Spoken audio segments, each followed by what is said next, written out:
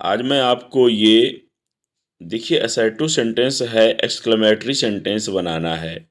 मतलब कि हमें विस्मयादिबोधक वाक्य बनाना है। ठीक, अब देखिए इसका अर्थ, सी इज वेरी ब्यूटीफुल, वह बहुत सुंदर है।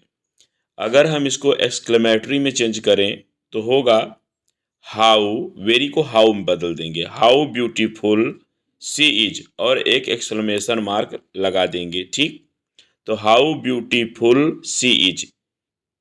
देखिए इसका ये असर्टिव सेंटेंस है। जब हम एक्सक्लेमेटरी बनाएंगे तो वेरी को हाउ में चेंज कर देंगे। ठीक, अब देखिए it is a horrible site, तो इसका क्या बनेगा? इसका बनेगा कि what a horrible sight it is. What a horrible sight it is. जब नाउन आएगा तो आप लगाइएगा व्हाट, पहले आप व्हाट लगाएंगे, फिर ए लगाएंगे। ठीक, फिर जो एडजेक्टिव होगा, जैसे कि हॉरिबल यहाँ पर है, फिर उसके बाद नाउन, फिर इट इज आप लिखिएगा, तो what a horrible sight it is ये होगा। She leads a most unhappy life.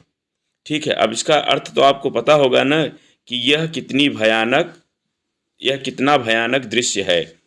अब सी लीड्स, वह जीती है, एक अनहैप्पी लाइफ। अब अनहैप्पी का मतलब दुखी, लाइफ मतलब जीवन, तो वह एक बहुत ही दुखी जीवन जीती है। अब इसको हम जब एक्सक्लेमेटरी में बदलेंगे तो होगा कि व्हाट एन अनहैप्पी लाइफ। अब आप कहेंगे हाउ अनहैप्पी लाइफ, नहीं हो सकता क्या? तो होने को तो हो जाएगा, लेकिन जब लाइफ आए, लाइफ क्या है? नाउन है, तो आप इसे व्हाट से शुरू करें। What an unhappy life she leads, और एक एक्सक्लेमेशन मार्क जरूर लगाएं वो सेंटेंस के अंत में। ठीक है, तो what an unhappy life she leads. The rain is very beautiful, वर्षा बहुत सुंदर है। इसका एक्सक्लेमेटरी क्या हो गया? होगा कि how beautiful the rain is, फिर एक्सक्लेमेशन मार्क लगाइएगा, तो वर्षा बहुत सुंदर है का बन जाएगा। His life is very sad, उसका जीवन बहुत दुखद है। ठीक है, तो अब क्या है कि लाइफ, अब यहाँ पर देखिए केवल सैड एडजेक्टिव आ रहा है और हिज लाइफ सब्जेक्ट बन जाएगा, तो हम इसको कहेंगे हाउ सैड। अब यहाँ पर व्हाट सैड नहीं करेंगे, क्योंकि सैड एडजेक्टिव है, एडजेक्टिव के बाद कोई नाउन नहीं आ रहा है, तो how sad his life is. ठीक है, exclamation mark. It is sad to see her children starving, मतलब यह दुखद है, टू सी देखना, हर चिल्ड्रेन उसके बच्चों को, स्टारविंग भूखों मरते हुए। तो इसको हम कैसे बनाएंगे कि देखिए, अब इसको हम बनाएंगे कि हाउ सैड, कितना दुखद है। ठीक है, टू, हम अगर इट इज को कर लें तो कोई दिक्कत नहीं। देखिए हम बना रहे हैं कि हाउ सैड इट इज, मतलब कितना दुखद यह है, to see her children starving, तो हम इसको एक्सक्लेमेशन मार्क लगा देंगे, हाउ सैड। ठीक है, कि कितना दुखद है, इट इज यह, to see her children starving. अब हम इसको बनाएंगे कि the fort is very sturdy, तो इसका कैसे बनेगा? अब इसका पहले अर्थ आप जानिए। द फोर्ट मतलब क्या होता है? वह किला। इज मतलब है, वेरी मतलब बहुत, स्टर्डी मीन्स मजबूत। ठीक है, तो अब हम इसको बनाएंगे कि हाउ स्टर्डी, क्योंकि स्टर्डी एडजेक्टिव है, अब हाउ लगाएंगे वेरी की जगह पर। How sturdy the fort is, exclamation mark लगाइए कि कितना शक्तिशाली वह किला है। अब the Taj is very beautiful monument, Taj बहुत ही सुंदर स्मारक है, तो हाउ, अब यहाँ हाउ नहीं करेंगे, मोनूमेंट क्या आ गया? वो आ गया है, ये नाउन है, तो what a beautiful monument the Taj is, exclamation mark. ठीक, I wish I had met you 10 years एगो, तो इसको हम कैसे बनाएंगे? तो आई विश को ओ दैट में चेंज कर देते हैं। ठीक है, ओ दैट और एक्सक्लेमेशन मार्क लगा लीजिएगा। I had met you 10 years एगो, आप इसको ऐसे कर दीजिए, ओ दैट, आई विश को ओ दैट में चेंज कर देते हैं।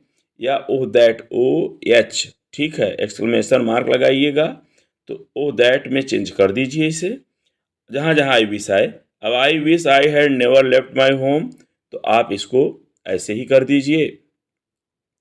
और अंत में एक्सक्लेमेशन मार्क अगर यहाँ नहीं लगाते हैं, जैसे ओ दैट के बाद नहीं लगाए हैं, तो आप अंत में लगा दीजिएगा। अगर यहाँ पर नहीं लगा, मतलब मैंने क्या बोला, अगर ओ दैट के बाद लगाए हैं एक्सक्लेमेशन मार्क, तो यहाँ फुल स्टॉप रहने दीजिए।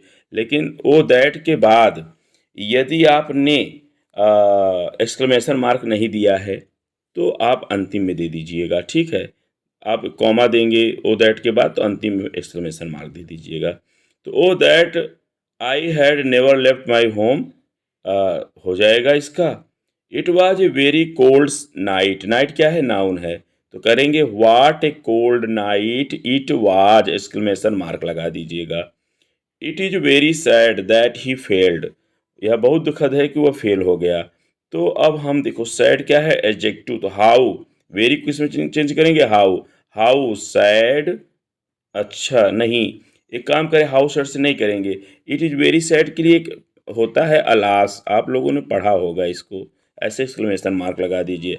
अलास ही फेल्ड, ठीक है, आप ऐसे लिख दीजिए, अलास ही फेल्ड, तो हो गया। The scene was very horrible, वह दृश्य बहुत भयानक था।